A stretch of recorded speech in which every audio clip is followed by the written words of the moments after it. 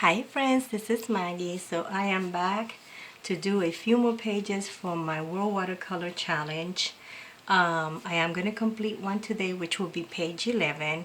And I wanted to show you the setup that I have. I am going to, it's funny because my son was telling me, well, you bring in the kitchen the kitchen appliances or the kitchen stuff to your craft room, because I got myself this little butter holder thing just to put my little sponge here, which one of the things that I learned is this type of sponge, it really absorbs a lot of the water, especially when you're using these types of brushes that are very soft and they hold a lot of water, but you don't want to use that much water. You just can just tab it here and it really does absorb a lot of the water from here. So that was kind of nice. I've been using it a lot actually. You see it's no longer nice and pink. So in order to cover it up, I just got this little thing there, and then I got something to match with it. It's just I think I went to Goodwill, and this one here just holds my water. And I do have in there a little sponge cleaner that you can do makeup sponge, or from an art store you can get those, and it has a little suction. I'm not gonna go in there because I'm gonna make a mess with the water, and you just clean your brush, so that works out really good, so I keep that in there. Then my new palette that I put together with my favorite watercolors, they're here. Another thing that I did with this palette, this is my Traveler palette, it's that I had to rearrange the colors again, because at first when you're looking at it, unless I'm looking at that little swap page, which it's hard, I never keep it in here. I wanted to be able to go in there and know what the color is, but when you're looking at it, you would think all of these are black, and anything that's dark, you really don't know what the color is. So what I did is I saw that people were doing them using the color wheel as a guide, and that's exactly what I did. So I started with my blues here and went all around and ended with my greens and my yellows. Yeah, with my greens, which is the end right here, right there. And then I have my two whites, and I have that metallic white, and then the black. So I think this is gonna work much better, and I have been playing with it and it really does. So that was a new arrangement I did for that. This is a ceramic palette that I love. I usually keep this in my desk, and I have some of my favorite most used colors here, but then I can just use another palette, but mainly this is what I use a lot. And for this page that I'm going to be working on, I'm going to use my new brush to be able to, because I'll be doing the whole page with color, so I'll be using this. I'm going to also use the 12 round Princeton brush to work this page. I may pull another brush depending on how that goes. I am planning to also use the pearl powder for this picture, and you'll see when I'm working on it. And also I did the colors that I wanted to use for this page.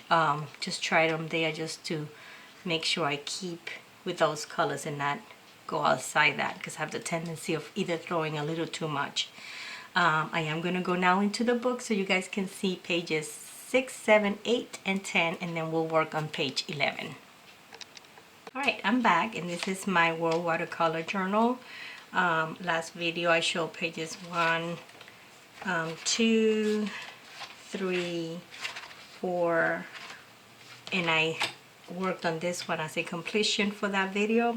And then for this week I worked on this page, which is day 6, the prompt was memory. And I just thought about an old lady. It reminds me of Alzheimer's, where they don't have all the memory there. And so I worked on that. This was fun. I was really just not worrying about throwing colors in there and shadows and creating a lot of lines, which I normally don't do. Most of my pictures, I shy away from wrinkles and stuff like that, so I went for it, and I had a lot of fun working on it. And I think I've done it again in my practice journal. Just throwing that.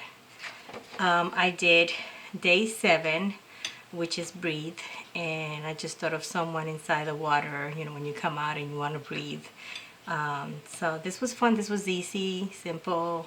Didn't put too much color on it. I used the color pencils too, just to help me with the lines, and didn't want to make it too much dark color, so I just made it nice and light. Day 8, this was fun. This one, I used the background, I used splashes, I used salt. I let the water run all over, but I kept just a mixture of colors, and I don't remember what colors I was using, but I came up with this. I know it has a little bit of red and maybe a little bit of purple and maybe brown to create this color, and just let the water run all over the place to create the background, and then worked on her. And I didn't do the I think what I did first was that I worked on her first, and then I worked around with the colors. I think that's what I did. I was trying to do the feathers around her wings, and this was, the prompt was wing, so this was fun to do. Then this, I guess this is the one which I again do the old lady. The word is knurled. I think I'm saying it right, but I had to look it up because unfortunately, English is my second language, but it means something that's twisted, old age, or something like that. And so I just brought her in and created her. Her skin is not nice and slick, nice and smooth. It's all wrinkled and crazy flowers and stuff like that. So this was fun because it was, again, just throwing colors. I'm enjoying doing the challenge because it's allowing me to just play with the page and not worry about it. Then this one was interesting. You can see this one is dirty, and I'll tell you why. There's a movie called The Quiet Place, and there's a picture of the lady there. She doesn't look anything like her, but I like the fact that she's kind of hiding and she's covering her mouth. And in my biggest challenge, believe it or not, this was my second attempt. And this one I spent a lot of time because I wanted to do with the watercolor, which I haven't done before, is try to do someone in the shadows. And I'm sure I just have to keep trying it. But the first time around, it was horrible. So I ended up saying, no, let me do it again. Then the second time around, I was doing exactly the same thing I did on the first time around. Then I stopped. I mean, I worked on her face, her head, and all that. And then I couldn't do the background. So I asked my son, I said, what do I do? How do I make this background? And he suggested to use charcoal. And I said, okay, let's go for it. And I'm sure that the shadows, I mean, I'm still missing it. Maybe the way I put it around her is not really showing like she's sitting in the dark. But I will continue to try that practice until I get it going. But the one thing about charcoal, especially in a watercolor book and something that has pages, this is exactly, it'll go in here. But I was told, and I was looking, or not told, but I actually had seen that in order to preserve your charcoal, like if you do this now, it just doesn't move. There is a product out there that it's like a wax that you put on it, and it dries up, and it doesn't move, it doesn't stain, and it holds the painting. And I actually use that product. It's kind of that wax, and it's in here. Another kitchen thing. I have it in here. It actually protects it from smearing or going into another page or being lifted up. I didn't use it on her. She's true watercolor, so I left it at that. So there's a shine to it. I don't know if you guys can see it, but the shine is only for the shadow. And this is the product that I use. Is called, no, that's not it. Sorry, wrong one. Not that one. It's actually this one. It's called Darling's Wax Medium, and it's actually for palettes. When you complete an artwork and you want it to hold it there, so it protect it, seal it, and make sure that it lasts a long time. A lot of artists use this, and so I used it, and it actually, I was a little skeptical because charcoal is pretty messy. I mean, you can see this page, but it actually worked, which I thought it was kind of nice. So I cheated a little bit. It has watercolor, but this whole thing here is charcoal, and I need to practice on how to get that shadow going better.